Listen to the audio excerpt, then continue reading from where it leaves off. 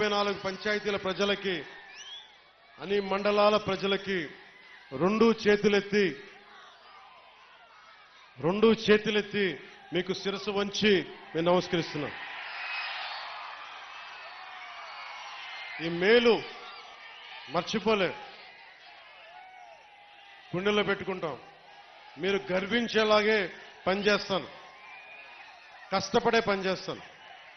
నా విజయం కోసం ఎక్కడెక్కడి నుంచో వచ్చిన పని చేసిన ప్రతి ఒక్కరికి పేరు పేరున కొన్ని లక్షల పేర్లున్నాయి, పేరు చెప్పలేకపోతున్నాను. కానీ నాకు అందరి పేర్లు నా గుండెల్లో ఉన్నాయి. మీ అందరికీ పేరు పేరున నా ధన్యవాదాలు. జన సైనికులు, మా ఆడబిడ్డలు, వీర మహిళలు, గృహిణులు, పెద్దలు ఏం తిరిగారు, మీరు ఏమి తిరిగారు? ఎండనక వాననక విపరీతమైన ఉష్ణోగ్రతలో కష్టపడి మీరు తిరిగి గెలిపించినందుకు ఈ నేల రుణం తీర్చుకుంటాం. సరే అని పంచుకున్నా ఒకటి చెప్తా, మీరు ఎమ్మెల్యే గారి తాలూకా, పిఠాపురం ఎమ్మెల్యే గారి తాలూకా అని జాగ్రత్త, చెడ్డ పేరు తీసుకురాకండి. పోలీస్ అధికారులు, ఆర్టీఓ అధికారులు ఆపి మీ నెంబర్ ప్లేట్ ఏదంటే మా పిఠాపురం తాలూకా అని చెప్పకండి, కొడతారు, నన్ను తిడతారు. అలాగే వన్ వేలో వెళ్ళిపోతా ఏంటిదంటే పిఠాపురం తాలూకా ఎమ్మెల్యే మాకు అలా కాదు. మనం పాటించకపోతే ఎట్లా? అందరూ చట్టాలు పాటించాలని చెప్పే స్థితిలో ఉండి మనం కూడా చట్టాలను పాటించాలి.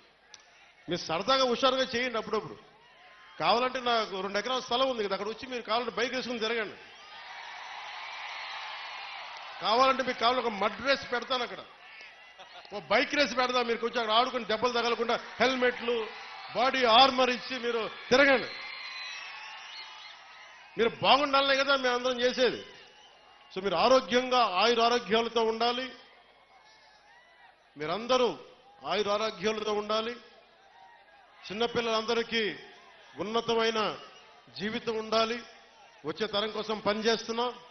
అలాగే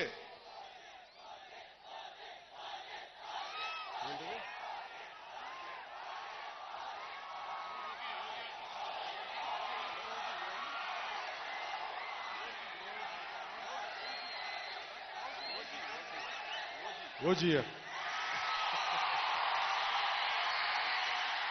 సినిమాలు చేసే టైం ఉందంటారా? ఎలాగా మాట ఇచ్చాం కాబట్టి ముందు ఒక 3 నెలలు మీ కనీసం మీరు నన్ను తిట్టకూడదు. కనీసం ఒక్క రోడ్డు గుంతలు కూడా వేయలేదని తిట్టకూడదు కదా మీరు నన్ను. కనీసం గ్రామాలకి కొత్త రోడ్ల కంటే ముందు రోడ్లు గుంతలు పూడ్చి, పాట్ హోల్స్ పూడ్చి మళ్ళీ మీరు తిట్టకూడదు కదా. నిన్ను ఎందుకుంటే మళ్ళీ నువ్వు వెళ్ళి ఓజీ చేస్తామని మనల్ని క్యాజీ అంటే మరి నేనేం చెప్పను. ఒక భయంతో మా నిర్మాతలు కూడా చెప్పాను, కొంచెం క్షమించాలి. మా రాష్ట్ర మా ఆంధ్ర రాజ్య ప్రజలకి మేము కొంత కనీసం సేవ చేసుకొని కుదిరినప్పుడల్లా ఒక 2 రోజులు 3 రోజులు మీకు షూటింగ్ చేస్తాను, ఎక్కడికి పనికి అంతరాయం రాకుండా. ఓజీ చూద్దరు కానీ బాగుంటుంది.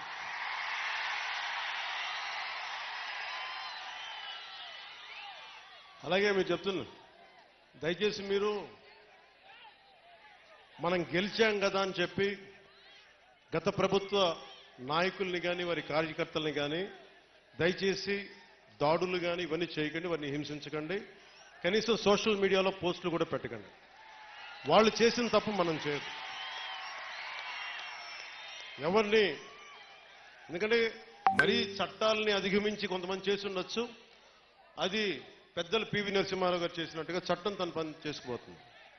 అందుకని మనం మటుకు దయచేసి ఎవరిని కక్ష సాధింపు చర్యలకి తీసుకురాకండి, అది మనకి మంచిది కాదు, మనం చేయొద్దు.